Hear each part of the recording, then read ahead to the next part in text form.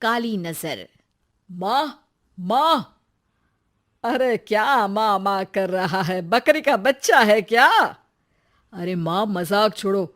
मुझे फाइनली वो मेन चौराहे वाली दुकान मिल गई है। अब देखना, आपका बेटा दुगनी स्पीड से पैसा कमाएगा। ओफो, ये क्या? मेरी ऑनलाइन मेकअप क्लास चल रही है। इतनी जोर से क्यों बोल रहे हो आप दोनों? अरे मेरी धर्म पत्नी जी, मेकअप क्लास बाद में करना। वो चौराहे वाली दुकान मिल गई है हमको। अरे वाह! रुको, मैं अपनी माँ को फोन लगाकर बता देती हूँ। अरे मैं भी अपने रिश्तेदारों को बता देती हूँ। कितनी खुशी की बात है। हाँ हाँ, मैं भी अपने दोस्तों को बता देता हूँ। 1 हफ्ते बाद रजिस्ट्री है। बस, घर में खुशी का मौका था। उन तीनों ने अपने अपने फोन उठाए और लोगों में बात फैलाना शुरू कर दिया। और रही सही कसर, श्वेता बहू ने अपने पड़ोस में सबको बताकर कर दी।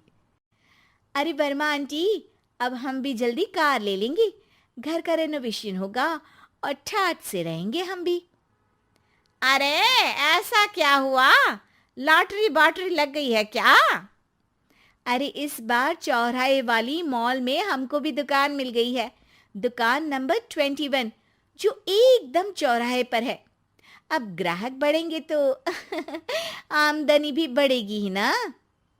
अरे वाह, कितनी खुशी की बात है। मैं बहुत खुश हूँ तुम्हें इतना खुश देख के। बाकी एक बात कहूँ, सबको मत बताते फिरना। किसी की नजर लग जाएगी तो खुशी की खबर वापस लौट जाएगी। हैं? ऐसे थोड़ी ना होता है। अब डरा रही हो। अरे सही कह रही हूँ।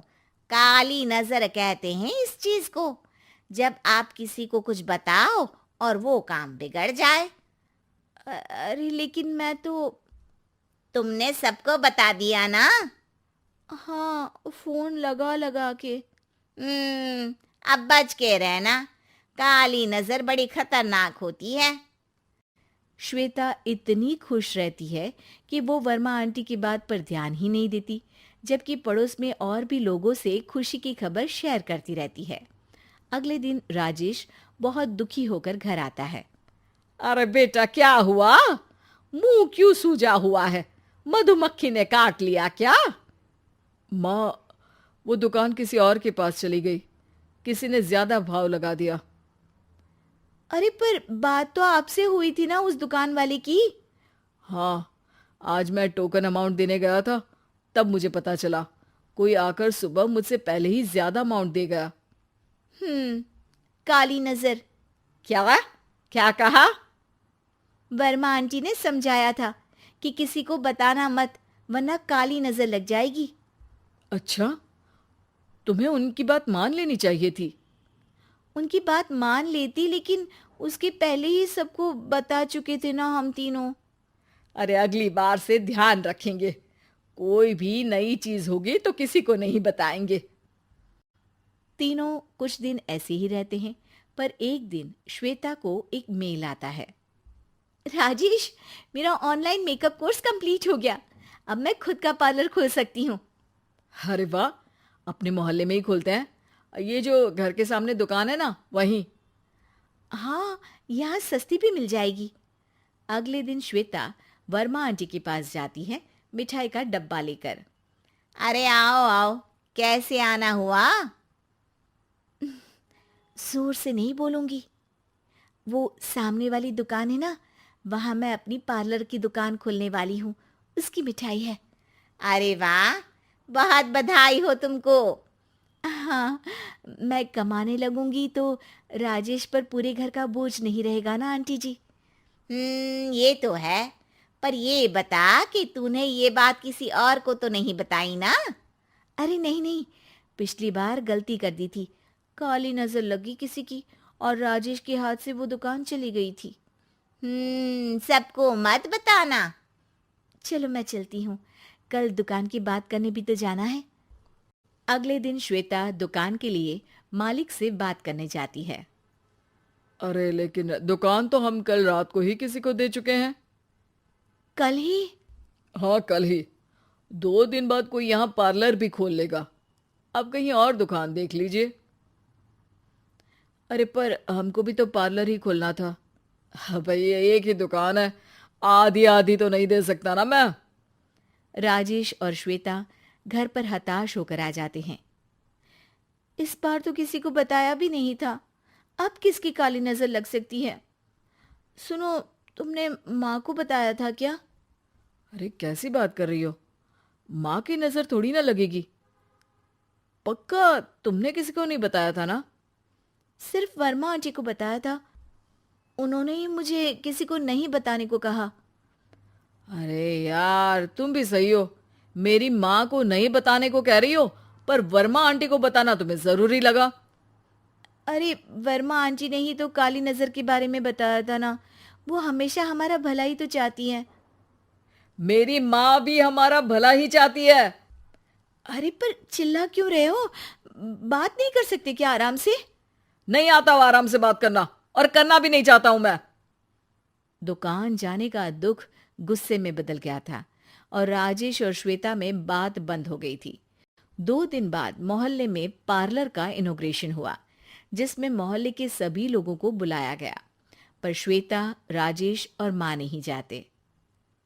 माँ, अंदर आ जाओ, क्या देख रही हो?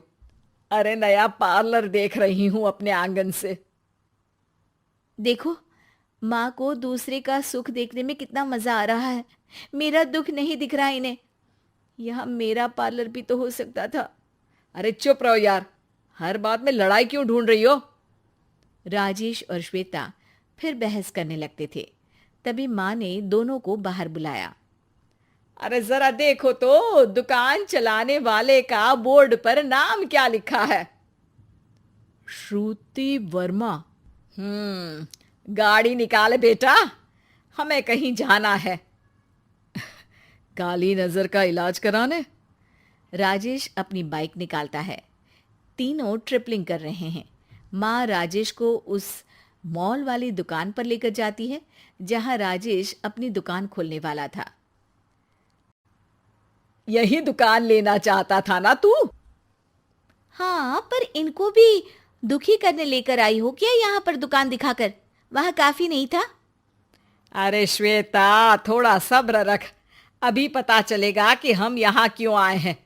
बता, इस दुकान चलाने वाले का नाम क्या है? अनुपम वर्मा। कुछ समझ में आया? वो दुकान वाली श्रुति वर्मा, ये दुकान वाला अनुपम वर्मा, और हमारे पड़ोस में हमने उस दुकानों के बारे में बताया किसको था? अब वर्मा आंटी को। मतलब वर्मा आंटी ही हमारा काम बिगाड़ रही है? नहीं नहीं, ऐसा नहीं हो सकता, ये बस इत्तेफाक है।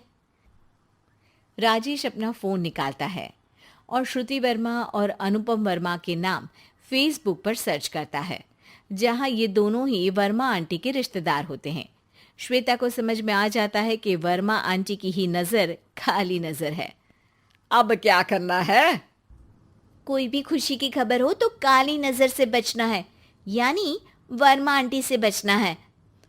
अरे पर मुझे ये समझ में नहीं आया कि वो हमारे साथ ऐसा क्यों करेंगी। अरे बेटा, एक सीख है, दूर के आदमी को आपकी तरक्की से कम परेशानी होगी, पड़ोसी को ज्यादा। दोनों माँ की बात में हामी भरते हैं और अगला काम चुपचाप करने की कसम खाते हैं, ताकि आगे से वर्मा आंटी कोई काम ना बिगाड़ सके।